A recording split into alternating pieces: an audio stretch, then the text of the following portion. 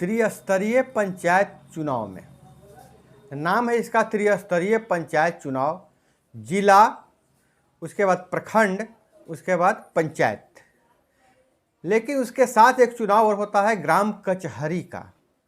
तो ग्राम कचहरी में उप सरपंच एक महत्वपूर्ण पद है। अभी तक चुनाव की प्रक्रिया अंतिम चरण में है बिहार में। 8वें चरण के चुनाव की तैयारी है, 7 चरणों का चुनाव हो चुका है, 9वें, 10वें और 11वें चरण का चुनाव बाकी है। इसी के साथ ही ग्राम कचहरियों के सदस्यों का भी चुनाव हो रहा है। तो प्रत्यक्ष रूप से सरपंच, ग्राम कचहरी के सरपंच का चुनाव होता है और ग्राम कचहरी के सदस्य जिन्हें पंच कहते हैं उनका चुनाव प्रत्यक्ष रूप से होता है। लेकिन एक चुनाव जो होता है अप्रत्यक्ष रूप से होता है, वह उप सरपंच का चुनाव होता है। तो उप सरपंच का चुनाव कैसे होता है, उप सरपंच का क्या कार्य है, आज हम जानने का प्रयास करेंगे। विषय वस्तु में जाने से पहले मैं अपना परिचय दे दूं।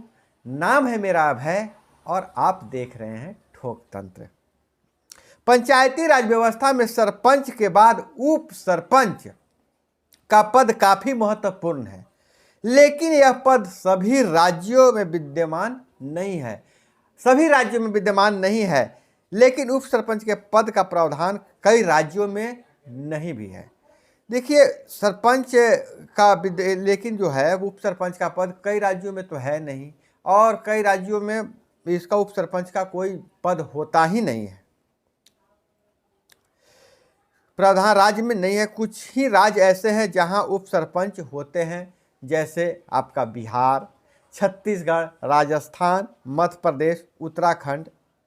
यह मतलब यहाँ उप सरपंच का पद होता है। लेकिन अब हम यह समझने का प्रयास करेंगे उप सरपंच का चुनाव होता कैसे है, उप सरपंच बनता कौन है। तो आइए हम इस वीडियो में उप सरपंच के बारे में विस्तार से जानते हैं। ग्राम पंचायत में उप सरपंच सरपंच के सहायक के रूप में कार्य करते हैं। सरपंच की अनुपस्थिति या किसी आकस्मिक कारणों से सरपंच का पद खाली रहने के पर उप सरपंच ही सरपंच को कार्यों का निर्वहन करता है। पंचायत में सरपंच की अनुपस्थिति या पद खाली होने पर उप सरपंच की जिम्मेदारियां बढ़ जाती है। अब हम जानते हैं उप सरपंच का चुनाव होता कैसे है। उप सरपंच का चुनाव सामान्य पंचायत चुनाव से अलग होता है। इस चुनाव में केवल चुने हुए पंच हिस्सा लेते हैं, ग्राम कचहरी के सदस्य हिस्सा लेते हैं। सरपंच का निर्वाचन होते ही उप सरपंच चुनने की प्रक्रिया शुरू हो जाती है। यह चुनाव भी राज्य चुनाव आयोग द्वारा नियुक्त पीठासीन पदाधिकारी द्वारा संपन्न कराई जाती है। इसके लिए पीठासीन अधिकारी सरपंच के निर्वाचन के 15 दिनों के बाद उप सरपंच का चुनाव करा सकता है। सरपंच का निर्वाचन और पंच का निर्वाचन होने के 15 दिनों के बाद ही उप सरपंच का चुनाव पीठासीन पदाधिकारी करवा सकते हैं। अब उप सरपंच के निर्वाचन होता कैसे है, तो उप सरपंच के निर्वाचन में पंचायत ग्राम कचहरी के सदस्य अर्थात वार्ड के पंच ही हिस्सा लेते हैं। यह चुनाव प्रक्रिया 1 दिन में ही संपन्न हो जाती है। आप नोट कर लीजिएगा, चुनाव प्रक्रिया 1 दिन में ही संपन्न हो जाती है।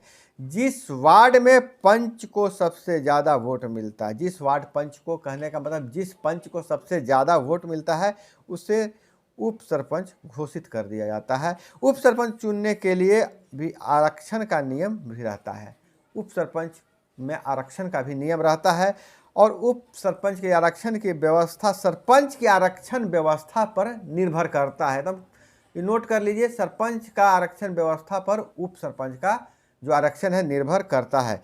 यदि ग्राम पंचायत के अनारक्षित वर्ग का सरपंच है, अगर सामान्य वर्ग का सरपंच है, तो उप सरपंच पद आरक्षित होगा, आरक्षित वर्ग से होगा। इसमें अनुसूचित जाति, अनुसूचित जनजाति या पिछड़ा वर्ग में से कोई भी हो सकता है। अगर सरपंच सामान्य वर्ग के हैं तो उप सरपंच आरक्षित कोटे से होंगे, और कोई भी कोटे से हो सकता है, पिछड़ा, अति पिछड़ा, SC ST किसी भी वर्ग से हो सकते हैं। और यदि इसी प्रकार पंचायत के सरपंच का पद अगर आरक्षित है, अनुसूचित जाति, अनुसूचित जनजाति या पिछड़ा वर्ग के लिए आरक्षित है, तो उस स्थिति में उप सरपंच का पद सामान्य वर्ग के लिए रहेगा। फिर वो सामान्य वर्ग के लिए रहेगा। और सामान्य वर्ग मतलब ये समझ लीजिएगा कि सामान्य वर्ग में ऐसा नहीं है कि जिनको आरक्षण का लाभ नहीं मिला वही करेंगे। कोई भी, किसी भी सवर्ण अवर्ण सभी सामान्य वर्ग में आ जाएंगे और चुनाव लड़ सकते हैं। चुने हुए जो पंच हैं वह उप सरपंच का चुनाव लड़ सकते हैं। लेकिन उप सरपंच की योग्यताएं में हम इसकी चर्चा कर लेते हैं। योग्यता क्या है उप सरपंच की? तो उप सरपंच के लिए वही योग्यताएं चाहिए जो पंच के पद के लिए होती है। इस पद के लिए न्यूनतम आयु 21 वर्ष होती है। बिल्कुल है, जो चुने हुए सदस्य हैं पंच ही चुने जाते हैं, तो वही नियम इस पर भी लागू होता है। अब हम समझते हैं उप सरपंचों का कार्य क्या है। सरपंचों की तरह उप सरपंचों को भी पंचायती राज अधिनियम में अलग अलग अधिकार दिए गए हैं और राज्य पर निर्भर भी करता है। यदि किसी कारण वह सरपंच को हटाया जाता है या बर्खास्त किया जाता है या किसी तरह की अनहोनी होती है, तो सरपंच की जगह उप सरपंच ही कार्यवाहक सरपंच का दायित्व निभाते हैं, क्योंकि अगला उपचुनाव में 6 महीने का समय लग सकता है। अब अगर सरपंच गांव के बाहर कहीं गया है या किसी कारणवश पंचायत में नहीं आ पाते हैं, ग्राम कचहरी में नहीं आ पाते हैं, तो उप सरपंच की अध्यक्षता में ग्राम सभा की बैठक ली जा सकती है।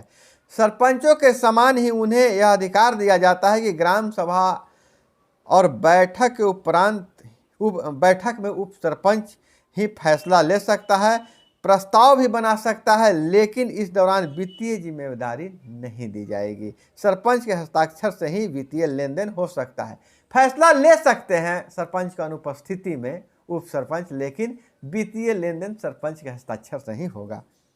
उप सरपंच को विभिन्न समितियों में कई पद दिए जाते हैं जिसमें ग्राम पंचायतों में हो रही कार्यों का सही तरह से निगरानी कर सके। देखिए, उप सरपंच को ग्राम सभा में जो होती है, जो ग्राम पंचायत की समितियां होती हैं, उस समितियों में भी स्थान दिया जाता है निगरानी करने के लिए। सामान्यतः सभी राज्यों में ग्राम पंचायतों में उप सरपंच शिक्षा, स्वास्थ्य एवं समाज कल्याण समिति के पदेन सभापति होता है। बहुत से राज्यों में होता है। बिहार में क्या होता है, वार्ड सदस्य का जब बताएंगे तो उस समय बता देंगे आपको। उप सरपंच, ये तो थी उप सरपंच की बात, लेकिन आपको किसी भी अन्य विषय में जानकारी चाहिए, अन्य पदों के बारे में जानकारी चाहिए, तो आपके लिए बना हुआ है चैनल पे, जो भी है आप कमेंट में बताइएगा। उप सरपंच की और के बारे में और क्या जानकारी चाहिए आप बताइएगा, यह मैं आपको बताने का प्रयास करूंगा। और इसी तरह से अन्य जानकारी के लिए जुड़े रहिए हमारे साथ। मिलते हैं अगले वीडियो में। जय हिंद, वंदे मातरम।